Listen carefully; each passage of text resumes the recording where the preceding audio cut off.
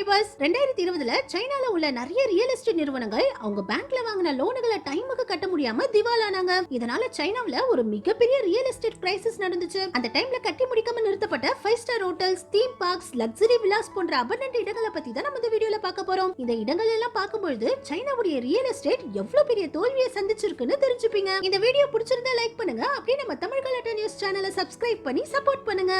நம்ம முதல்ல பார்க்க போறது 5 ஸ்டார் ஹோட்டல். சைனாவுல பிரெஞ்ச் ஆர்கிடெக்சர் மாடல்ல கட்டப்பட்ட ஒரு 5 ஸ்டார் ஹோட்டல் தான் இப்போ இப்படி பாழடைஞ்சு போய் கிடக்குது. இந்த ஹோட்டல்ல 200 ரூம்கள் இருக்குது. எல்லாமே லக்ஸரி ரூம்கள். இந்த ஹோட்டலை ஓபன் பண்றதுக்கு முன்னாடியே இந்த ஹோட்டலை மூடிட்டாங்க. சைனாவுல இருக்கிற ஹியாங்லி ரியல் எஸ்டேட் நிறுவனம் தான் இந்த 5 ஸ்டார் ஹோட்டலை இந்திய மதிப்புக்கு 120 கோடி ரூபாய் செலவுல கட்டியிருக்காங்க. இந்த மினியேச்சர் மாடல்ல இருக்கிற எல்லா பில்டிங்ஸுமே அவங்க கட்டினதுதான். புர்ஜ் கலிஃபா மாதிரி உலகத்திலேயே உயரமான கட்டிடத்தை கூட இந்த நிறுவனம் சைனாவுல கட்டுறதா இருந்தாங்க. ஆனா அதுக்குள்ள இந்த நிறுவனம் திவாலாயிடுச்சு. இப்ப இந்த ஹோட்டலே எப்படி பாழடைஞ்சு போய் கிடக்குது பாருங்க. இங்க உள்ள ரூமுகள் எல்லாமே பயங்கர லக்ஸரியா கட்டியிருக்காங்க. ரூமோட பாத்ரூமே எவ்வளவு பிரம்மாண்டமா இருக்குது பாருங்க. இந்த ஹோட்டல்ல மொத்தம் 4 ஸ்விம்மிங் பூல்ஸ் இருக்குது. ஒரு மிகப்பெரிய ஜிம்மும் இருக்குது. இந்த ஹோட்டல்ல இருக்கிற ஒவ்வொரு ரூமும் 1800 ஸ்கொயர் ஃபீட்ல ரொம்பவும் பிரம்மாண்டமா கட்டியிருக்காங்க. இந்த ஹோட்டலுக்கு வர கெஸ்டுகள் ஹார்ஸ் போலோ கேம், அதாவது குதிரைகள் மேல உட்கார்ந்துகிட்டு போலோ கேமை விளையாடுற மாதிரி இந்த ஹோட்டல் பக்கத்திலேயே ஒரு பெரிய கிரவுண்டே இருக்குது. இந்த ஹோட்டலோட பேம்லெட்ஸ்ல கூட இதை எவ்வளவு பெருசா போட்டிருக்காங்க பாருங்க. ஆனா இவ்வளவு பிரம்மாண்டமா கட்டின இந்த ஹோட்டல்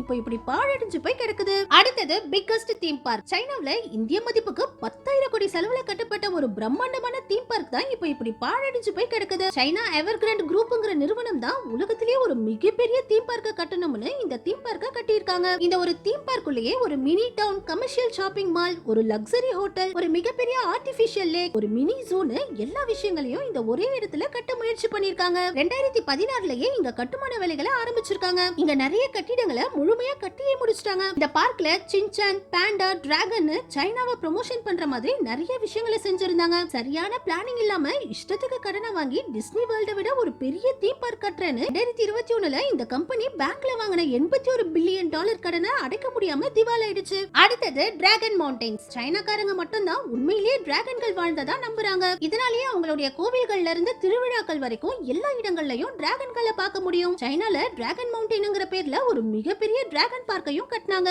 இங்க 9 மிகப்பெரிய டிராகன்கள் இருக்குது. இந்த பார்க்கோட என்ட்ரன்ஸ்லயே மரத்தால ஆன இந்த டிராகனை செஞ்சிருக்காங்க. இந்த பார்க்குக்குள்ள earth dragon, water dragon, wooden dragon, fire dragon, golden dragon, dragon of the east, dragon of the south, dragon of the west, dragon of the நார்த்னு 9 டிராகன்கள் இருக்குது. எல்லாமே 100ல இருந்து 120 ஃபீட் உயரமுள்ள டிராகன்கள். 1300 ஃபீட் நீளம் வரைக்கும் இந்த டிராகன்களை கட்டியிருக்காங்க. இந்த டிராகனுடைய வாய்க்குள்ள நடந்து போனா ஒவ்வொரு டிராகன்குள்ளயும் ஒவ்வொரு கதைகளை சொல்ற மாதிரி நிறைய ஸ்டாச்சுக்களையும் மிருகங்களையும் ஓவியங்களையும் வரைஞ்சு வச்சிருக்காங்க. அதாவது நம்ம ஒவ்வொரு டிராகன்குள்ளயும் போயிட்டு வெளியில வரதுக்குள்ள நம்மளால சைனாவை பத்தின நிறைய விஷயங்களை தெரிஞ்சுக்க முடியும். இங்க டிராகன் கோவிலும் இருக்குது. இங்க இருக்கிற இந்த வாட்டர் டிராகனை உண்மையான ஒரு அருவிக்கு நடுவுல கட்டி இருக்காங்க. இதனால இதோட வாயில இருந்து எப்பவுமே தண்ணி கொட்டிக்கிட்டே இருக்கும். ஆனா இந்த ப்ராஜெக்டையும் கட்டி முடிக்கிறதுக்குள்ளேயே மூடிட்டாங்க. அடுத்தது மெகா மேன்ஷன். சைனால உள்ள ஜியாமென் ப்ராப்பர்ட்டிஸ்ங்கிற நிறுவனம் 180 லக்ஸரி வில்லாக்களை புத்தா ஹேண்ட்ங்கிற ரிவர் இருக்கிற இந்த இடத்துல கட்ட ஆரம்பிச்சாங்க. முதல் கட்டமா இந்த இடத்துல 12 வில்லாக்களை கட்டியே முடிச்சிட்டாங்க. இதுதான் இந்த ப்ராஜெக்டோட மினியேச்சர். இங்க கண்ணாடிகளா இருக்கிற எல்லாமே இந்த இடத்துல கட்ட வேண்டிய வில்லாக்களோட மினியேச்சர். இந்த வில்லா எவ்வளவு லக்ஸரியா இருக்கு பாருங்க. இந்த இடத்துல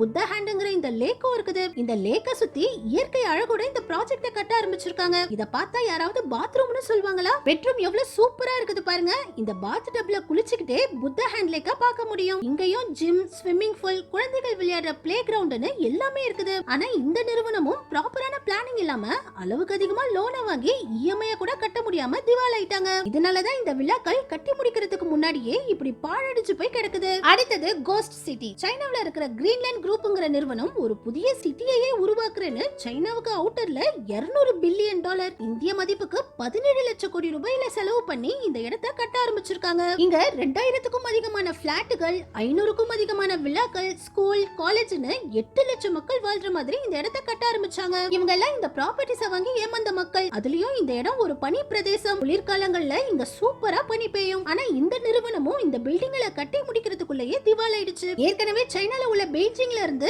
400 கிலோமீட்டர் தூரத்துல ஜியாங்கன்ங்கிற ஒரு புது சிட்டியை உருவாக்குனாங்க. சைனாவுல உள்ள சிட்டிஸ் எல்லாம் அதிக மக்கள் தொகையால நிரம்பி வழியுதுன்னு 93 பில்லியன் டாலர் செலவுல இந்த சிட்டியை கட்டினாங்க. இந்த சிட்டிக்கு தேவையான railway station, hotels, hospitals, school, college, government பில்டிங்ஸ்னு எல்லாத்தையும் இந்த இடத்துல கட்டினாங்க. ஆனா மிகப்பெரிய ஏரி இருந்த இடத்துல இந்த சிட்டியை உருவாக்குனதுனால மழை பெஞ்ச பெஞ்சாலே இந்த சிட்டி தண்ணிக்குள்ள மூழ்கிடும். இதனாலேயே எதிர்பார்த்த அளவுக்கு மக்கள் இந்த சிட்டிக்கு வந்து வாழல. சைனா பிரசிடென்ட் இந்த சிட்டியை வந்து திறந்து வச்சாரு. ஆனாலும் இதுவும் மிகப்பெரிய ஒரு ஃபெயிலியர் ப்ராஜெக்ட்டா தான் முடிஞ்சது. இந்த சிட்டிலயும் ஒரு மிகப்பெரிய தீம் பார்க்க கட்டி இருக்காங்க. ஆனா இதுவும் இப்போ பாழடைஞ்சு போய் தான் கிடக்குது. இந்த தீம் பார்க்க முழுமையா கட்டி முடிச்சு ஓபனும் பண்ணிட்டாங்க. ஆனா போதுமான அளவு இந்த சிட்டிக்கு மக்கள் வந்து வாழாததுனால இந்த தீம் பார்க்குக்கும் நிறைய மக்கள் வரல. நம்ம கடைசியா பார்க்க போறது பாரிஸ் சிட்டி. சைனாவுல உள்ள ஹாங்ஸோங்கிற இடத்துல பாரிஸ் மாதிரியே ஈஃபில் டவரோட இந்த சிட்டியை உருவாக்குறேன்னு 2016ல இந்த சிட்டியை கட்டினாங்க. கிட்டத்தட்ட 10,000 வீடுகள் இங்க இருக்குது. பிரெஞ்சு ஆர்கிடெக்சரை அப்படியே காப்பி பண்ணி இந்த சிட்டியை உருவாக்குனாங்க. இந்த சிட்டியை முழுமையா கட்டி முடிச்சிருந்தாலும் இங்க வந்து வாழ்றவங்களுக்கு ப்ராப்பரான வேலை வாய்ப்புகளை பிளான் பண்ணாததுனால